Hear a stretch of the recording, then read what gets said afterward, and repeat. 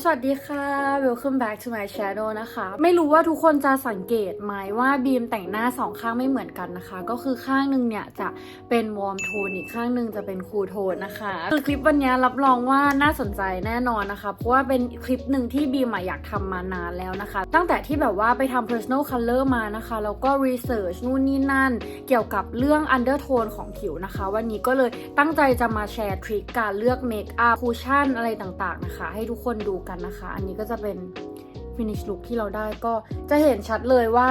ผิวบีมคือจะไป undertone แบบของ cool tone มากกว่าคือจริงๆแล้วเมื่อก่อนตอนที่บีมแต่งหน้านะคะบีมจะไม่มีความรู้เรื่องการเลือกสีเลือกแบบเมคอัพที่เหมาะกับผิวเราอะไรใดๆเลยบีมจะแบบชอบสีพาเลตเนี่ยก็คือใช้อันนี้ซื้ออันนี้ไม่ได้มองเลยว่าแบบเฮ้ยมันจะเหมาะกับเราไหมหรือว่ามันเหมาะกับแบบสีอื่นๆหรือเมคอัพทั้งหน้าเนี่ยมันไปด้วยกันไหมนะคะเมื่อก่อนก็จะเป็นแบบชอบความอายแชโดว์สีน้ำตาลสีส้มแต่ว่าแก้มจะชอบสีชมพูแล้วปากจะชอบสีแดงอะไรอย่างเงี้ยก็คือมันจะไม่มีอะไรไปด้วยกันเลยนะคะเมื่อก่อนบีมก็จะรู้สึกว่าแบบเฮ้ยเราแต่งหน้าไม่สวยตลอดเวลาไม่ขับผิวเรานะคะแต่ว่าตอนนี้คือตั้งแต่ที่แบบว่าเริ่มจริงจังเรื่องการแต่งหน้าแล้วก็มาทำช่องอะไรอย่างเงี้ยคือบอกเลยว่าหาความรู้เยอะมากๆเรื่องการแต่งหน้านะคะแล้วก็มีไปเรียนแล้วก็ไปทำ personal color มาด้วยนะคะวันนี้ก็เลยอยากจะมาแบบแชร์ beauty tips เล็กๆหรือว่าความรู้ที่บีมแบบพอมีบ้างนะคะเกี่ยวกับเรื่องนี้แล้วก็วิธีการเลือกสีเมคอัพอะไรต่างๆให้เข้ากับผิวเราแล้วก็จะทำให้ขับผิวเรามากขึ้นนะคะทุกคนก็เดี๋ยวยังไงเราไปเริ่มกันเลยดีกว่า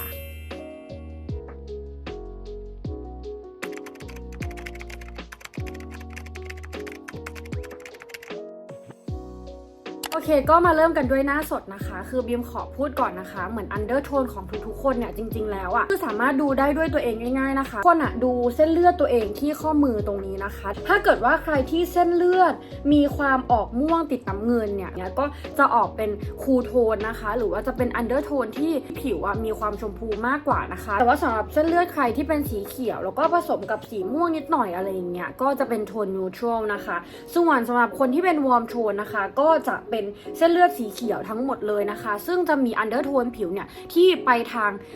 ติดเหลืองหรือติดส้มมากกว่านะคะส่วนตัวแล้วเส้นเลือดบีมเนี่ยคือจะมีความติดม่วงซะส่วนใหญ่นะคะแล้วก็มีสีเขียวแซมๆนิดนึงก็จะเอนไปทางคูลโทนนะคะหรือว่าจะนูทรัลอะไรอย่างเงี้ยก็ได้เหมือนกันคนก็ลองดูนะคะเผื่อใครที่แบบว่ายังไม่ได้ไปทำ personal color แล้วแบบอยากรู้สีอันเดอร์โทนของตัวเองคร่าวๆนะคะจะได้สามารถเลือกเมคอัพแบบโทนสีทั้งรองพื้นคูชั่นหรือว่าแบบ blush on อะไรอย่างเงี้ยเพราะว่าอย่างที่บีมบอกไปเนาะเมื่อก่อนจริงๆแล้วเนี่ยคือบีมเป็นคนที่แต่งหน้าแบบมั่วๆมากๆก็คือชอบอายแชโดว์สีอะไรก็ทาสีนั้นอยากทาแก้มสีอะไรก็ทาสีนั้นจะไม่มีอะไรไปด้วยกันเลยนะคะซึ่งเหมือนเมื่อก่อนบีมก็จะรู้สึกว่าแบบไม่ว่าจะแต่งยังไงหน้าบีมก็จะไม่ bright หรือว่าเวลาถ่ายรูปเนี่ยก็จะดูไม่ขึ้นกล้องนะคะ shadow มันจะตกอยู่ผิดที่ตลอดเวลาบนหน้านะคะแต่จริงๆคือเมคอัพสำคัญมากๆเหมือนสมมุติว่าถ้าเกิดว่าเราใช้สี undertone ให้มันไปทางเดียวกันทุกอย่างจะดูละมุนแล้วก็เข้าที่มากขึ้นนะคะเดี๋ยววันนี้บีมจะมาแต่งให้ดูเนาะว่าครึ่งหนึ่งบิมแต่งเป็นคูลโทนส่วนครึ่งหนึ่งบิมแต่งเป็นวอร์มโทนก็ให้ทุกคนลองเวทดูนะคะว่าเห็นความแตกต่างมากน้อยแค่ไหนนะคะโอเคก็เดี๋ยวจะมาเริ่มกันเลยสเต็ปแรกนะคะก็เดี๋ยวจะมาลงเป็นคูชั่นกันก็คือบิมเลือกมา2สีนะคะสำหรับ2 undertone เลยอันนี้ก็คือจะเป็นคูชั่นจาก Skintific นะคะนี่2สีที่บิมเลือกมาวันนี้นะคะก็คือจะเป็นสี 00W กับ 00N นะคะทุกคนคือขอบอกกันได้ป่ะอันเนี้ยเขาเป็นสีใหม่ที่เพิ่งออกมาแล้วบิมรู้สึกว่าแบบมันตอบโจทย์ undertone ของบิมมากๆเพราะว่าก่อนหน้านี้บิมจะใช้เป็นสี 01ซึ่งชื่อว่าสีวานิลานะคะแต่นั้นบิมจะรู้สึกว่าเหมือนแบบมันแอบเข้มไปนิดนึงก็ undertone คือยังไม่ถูกกับสีผิวบิมสักเท่าไหร่นะคะแต่ว่าทุกคนรู้ป่าวว่าล่าสุดเขาออกสีมาใหม่แบบทั้งหมดคือมี12สีมีสำหรับทุกๆ undertone แล้วบิมรู้สึกว่าจะต้องตอบโจทย์แบบใครหลายๆคนมากๆนะคะแล้วก็คูชั่นของ Skintific ถ้าเกิดว่าใครติดตามหรือว่าแบบใน TikTok อะไรอย่างเงี้ยก็จะเห็นว่าบิมใช้เป็นตัวนี้อยู่แล้วนะคะเพราะว่าบิมชอบที่เขาเนื้อคือปกปิดดีบางเบาแต่ว่าชุ่มชื่นนะคะก็คือไม่แคร็กไม่เป็นคราบไม่หนักผิวเลยรู้สึกว่าแบบให้ความเป็นสกินที่สวยมากอันนี้ก็จะหยิบมาใช้ค่อนข้างบ่อยเลยโอเคเดี๋ยวเราจะมาเริ่มลงคูชั่นกันนะคะเดี๋ยวเราจะมาดูกันว่าการที่เราเลือกเฉดคูชั่นที่ถูกต้องเนี่ยมัน มัน effective มากขนาดไหนนะคะอีกอย่างที่บิมชอบสำหรับ Cushion Skintific อะคือเขาเป็นพัฟแบบนี้เขาจะมีความแบบเป็นพัฟทรงหยดน้ำแบบเนี้ยทุกคนแล้วมันเข้าตามซอกตามแบบใต้ตาอะไรอย่างเงี้ยดีมากคือนี้เป็นพัฟที่แบบเลิศจริงก็ข้างนี้เดี๋ยวบิมจะแต่งเป็นคูลโทนส่วนข้างนี้บิมจะแต่งเป็นวอร์มโทนนะคะแล้วก็สำหรับคูลโทนเนี่ยบิมจะใช้เป็นสี 00N อันนี้คือเป็นสีที่บิมชอบอยู่แล้วก็ใน everyday อะคือบิมจะใช้เป็นสีนี้นะคะก็จะแท็บน้องขึ้นมานะคะทุกคนเรารู้ป่ะคือตัวเนี้ยเขายังมี SPF 35 PA บวกด้วยอะก็คือสามารถกันแดดได้ด้วยไปในตัวนะคะแล้วก็อันเนี้ยคือจะเห็นได้เลยว่าเขาจะค่อนข้างเบลนด์ไปกับสีผิวบิมได้ดีเลยนะคะดูสิคือสีเนี้ยเราไม่ต้องอะไรเยอะแยะเลยอะแล้วก็เขาจะมีความปกปิดที่แบบปานกลางไปถึงมากส่วนตัวคือบิมรู้สึกว่าความปกปิดแบบเนี้ยคือบิมไม่ต้องใช้คอนซีลเลอร์แล้วนะคะแต่ถ้าช่วงไหนมีรอยสิวอะไรเงี้ยก็อาจจะแบบเอาคอนซีลเลอร์เน้นหน่อยทุกคนก็จะได้ประมาณนี้นะคะสำหรับงานผิว 4001N ซึ่งมันคือเป็นเฉดสีที่แบบถูกต้องกับผิวบิมมากแล้วบิมรู้สึกว่าแบบคือดีใจมากที่เขาออกสีนี้มานะคะเพราะว่าส่วนตัวคือบิมชอบคุชชั่นรุ่นนี้อยู่แล้วในวันที่บิมอยากได้ความปกปิดอะไรอย่างเงี้ยก็จะหยิบตัวนี้มาใช้ค่อนข้างที่จะบ่อยเลยนะคะเห็นได้เลยว่าเขาแบบกลบใต้ตาแล้วก็แบบพวกรอยตรงคางหรือว่าตรงเนี้ยของบิมได้ก็คือแบบทำดีมากๆส่วนใหญ่อย่างที่บอกไปบิมจะไม่ใช้คอนซีลเลอร์เพิ่มเติมนะคะก็เดี๋ยวอีกข้างนึงเนี่ยจะมาลงเป็นสี 00W อันนี้นะคะก็จะเป็น undertone ที่ค่อนข้างที่จะวอร์มขึ้นมาเห็นไหมเขาจะมีความแบบติดเหลืองมากขึ้นนะคะแต่ว่าความสว่างหรือว่าแบบระดับของความขาวเนี่ยยังเท่ากันนะคะแล้วบิมรู้สึกว่าแบบเขาทำออกมาได้ดีมากๆเลยอะสีใหม่อะก็คือชอบจริงทุกคนเห็นเนื้อป่ะคือมันจะแบบปกปิดได้ดีแต่ว่าเกลี่ยง่ายมากเขาแบบเดินไปกับผิวเราเลยอะมาแล้วสำหรับทั้ง2สีนะคะคือจริงๆเนี่ยจะไม่ค่อยต่างกันมากสำหรับเรื่องความสว่างนะคะแต่ว่าถ้าเกิดว่าดูตัวจริงอะคือจะเห็นได้เลยอะว่าข้างเนี้ยคือจะมีความแบบไบรท์มากกว่าดูแบบตรงช่วงบริเวณตรงนี้แล้วเขาก็จะกลืนไปกับผิวบิมมากกว่าแต่ว่าฝั่งเนี้ยจะมีคือจริงๆก็ใช้ได้นะบางทีบิมก็ใช้แต่แค่ถ้า prefer ให้หน้าไบรท์เห็นปะข้างเนี้ยจะเห็นได้เลยว่าเรามีความไบรท์ขึ้นมากกว่าเพราะว่าเขาจะเป็นเฉดสีโทนเดียวกับผิวของเรา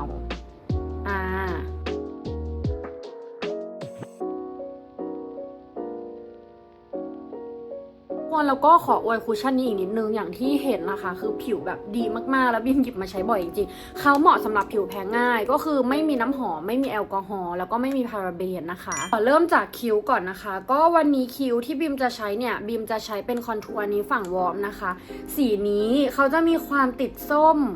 มากกว่านะคะใช้เป็นแปรงหัวตัดแบบนี้เขียนเข้าไปเลยและสำหรับคิ้วของฝั่งวอร์มโทนนะคะบิมจะใช้เป็นคอนทัวร์อันนี้เลยอันนี้จะเป็นของ Judy Doll ก็จะมีความเป็นน้ำตาลที่ออกอมเทานะคะจะไม่ติดส้มเดี๋ยวจะมาเป็นเขียนคิ้วข้างนี้อันนี้เห็นป่ะว่าจะมีความแบบส้มๆขึ้นมาหน่อยโอเคมาต่อกันที่งานอายแชโดว์นะคะวันนี้บิมเลือกเป็นพาเลตนี้ที่จะมีความส้มๆพีชหน่อยนะคะแล้วก็ออกเป็นน้ำตาลโทนส้มนะคะมาทาตรงฝั่งวอร์มนะคะก็เดี๋ยวมาดูกันจริงๆอะคือไม่ได้แต่งโทนเนี้ยนานมากแล้วแต่ว่าเมื่อก่อนอะก็คือโอ้โหอายแชโดว์อะต้องเป็นสีส้มเท่านั้นคือไม่ทาสีชมพูเลยสีเบสจะได้ประมาณนี้นะคะแล้วก็เดี๋ยวจะเอาสีนี้กับสีนี้มาผสมกันแล้วก็ทาตรงปลายตานิดนึงให้เขามีมิติมากขึ้นแล้วก็เดี๋ยวจะมาเพิ่มกลิตเตอร์นะคะด้วยพาเลตนี้ทุกคนก็จะมีความแบบออกส้มๆเหมือนกันบิมจะใช้เป็นแปรงที่เป็นหัวตัดแบบนี้นะคะแบนๆหน่อยสีตรงนี้ผสมกับสีนี้แล้วก็จะมาลงตรงกลางเปลือกตาของเราสำหรับข้างคูลโทนนะคะเดี๋ยวบิมจะใช้เป็นพาเลตนี้ของโรแมนสี Rose Bud Garden นะคะสี 03นี่ก็จะมาลงเบสนะคะด้วยสีอ่อนสีนี้ผสมกับสีนี้2สีก็จะเอาสีน้ำตาลที่เป็นโทนแบบนี้นะคะเขาจะมีความแบบติดเทาขึ้นมานะคะทาตรงปลายตาเหมือนอีกข้างหนึ่งเลย ดูดิทุกคนคือแค่นี้ก็คือแบบต่างแล้วอะเมื่อกี้บิมก็ไปวาดดอลลี่มานะคะทุกคนคือแบบความต่างชัดเจนมากเดี๋ยวตอนนี้จะมาเขียนอายไลเนอร์แล้วก็ติดขนตาแล้วเราค่อยมาแบบลงแก้มอะไรอย่างงี้กันบิมว่าตอนสเต็ปที่แบบว่าลงบลัชออนคอนทัวร์ไฮไลท์เนี่ยน่าจะแบบเห็นความชัดเจนมากขึ้นนะคะกับอายไลเนอร์บิมจะใช้เหมือนกันเลยทั้งสองข้างโอเคงานตาของเรานะคะก็จะได้ประมาณนี้เลยนะคะให้ดูใกล้ๆจะแบบว่ามีความแตกต่างอย่างชัดเจนแล้วก็เดี๋ยวตอนนี้เราจะมาคอนทัวร์กันตัวเชดดิ้งบิมจะใช้เป็นอันเดิมที่บิมเอามาเขียนคิ้วเลยนะคะนี่จะเป็นของ Too Cool for School ก็เฉดไปเลย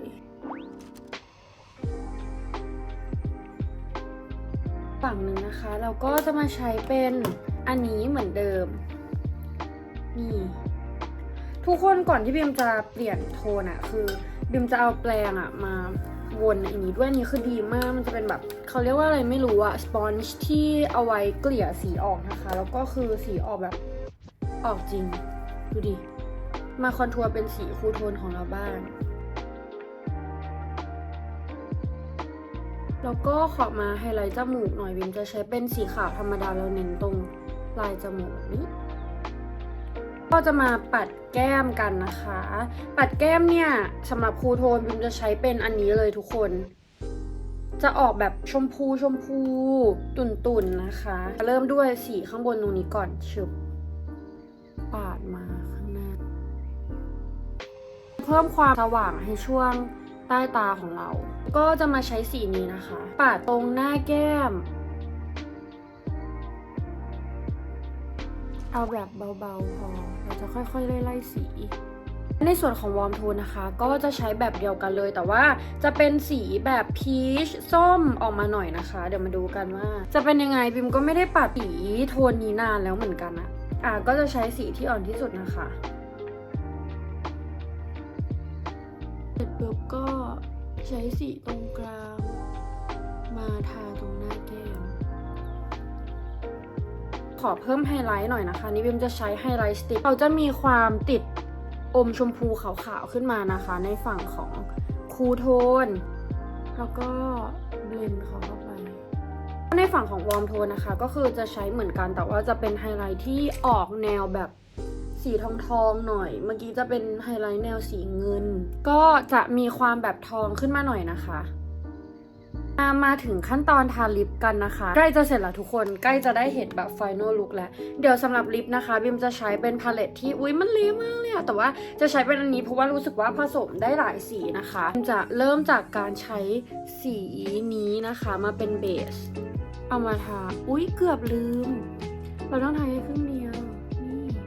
แล้วก็จะมาใช้ลิปไลเนอร์นะคะที่เป็นสี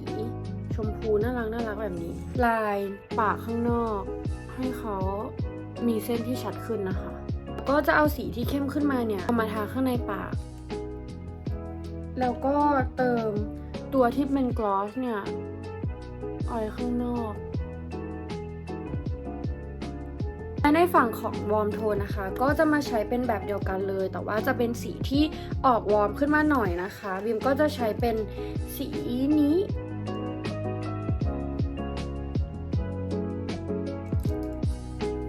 มาเขียนข้างนอกนิดนึงแล้วก็เอาแปรงมาเบลนด์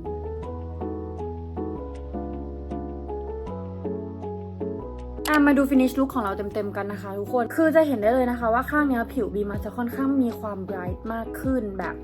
ตรงเนี้ยจะสว่างขึ้นมาเลยนะคะและในส่วนของข้างเนี้ยคือจริงๆมันก็โอเคเหมือนกันเพราะว่าผิวสกินโทนของบีมเขาจะมีความ neutral ด้วยนะคะก็จะได้ทั้ง2สีแต่ว่าเห็นไหมว่าข้างเนี้ยจะสว่างมากขึ้นมากกว่าอย่างเห็นได้ชัดเลยแล้วก็การที่เราเลือกคูชั่นให้ถูกกับสีผิวอันเดอร์โทนของเรานะคะมันก็จะยิ่งส่งเสริมให้เมคอัพต่างๆของเราดูแบบไบรท์มากขึ้นนะคะแล้วเวลาถ่ายรูปทุกคนคือมันแบบมันเห็นชัดจริงๆว่าเฮ้ยคือผิวเรามันผ่องอย่างเวลาที่บีมแต่งคูลโทนแบบคูลโทนจ๋าๆเลยอะไรอย่างเงี้ยเวลาถ่ายรูปคือเมคอัพบีมจะป๊อปขึ้นมาแล้วก็ตรงช่วงผิวของบีมคือจะสว่างขึ้นมาเลยนะคะดูดิเห็นไหม สำหรับคลิปนี้นะคะก็จะประมาณนี้นะคะหวังว่าทุกคนจะชอบกันนะคะบิมก็มาแชร์เทคนิคเล็กๆน้อยๆพวก undertone การเลือกสีอะไรต่างๆนะคะแล้วก็มาแต่งให้ดูว่ามันมีความแตกต่างแล้วมันก็ effective จริงๆนะคะการที่จะทำให้หน้าเราเนี่ย bright ขึ้นแล้วก็ขับสีผิวของเรานะคะการเลือกเฉดเมคอัพที่ถูกต้องเป็นอะไรที่สำคัญมากๆนะคะยังไงก็สำหรับใครที่สนใจนะคะทุกคนคูชั่น Skintific คือแบบมันดีมากเพราะว่าราคาดีคุณภาพดีนะคะแล้วก็ปกปิดคือดีมากแล้วสกินคือสวยจริงๆอันนี้คือเชียร์มากๆทุกคนมันดีจริงๆเพราะว่าส่วนตัวก็คือบีมแบบใช้มา2ตลับแล้วนะคะแล้วก็ตอนนี้พอเขาออกสีใหม่มาบีมก็จะพลาดไม่ได้นะคะยังไงก็สามารถไปตามกันได้นะคะเดี๋ยวบีมจะทิ้งลิงก์การสั่งซื้อไว้ใต้ description box ให้ทุกคนอีกทีนึงนะคะก็สำหรับวันนี้เดี๋ยวบีมไปแล้วนะคะขอบคุณทุกคนที่มาดูคลิปนี้กันมากๆเลยนะคะแล้วก็เดี๋ยวไว้เจอกันใหม่คลิปหน้านะบ๊ายบาย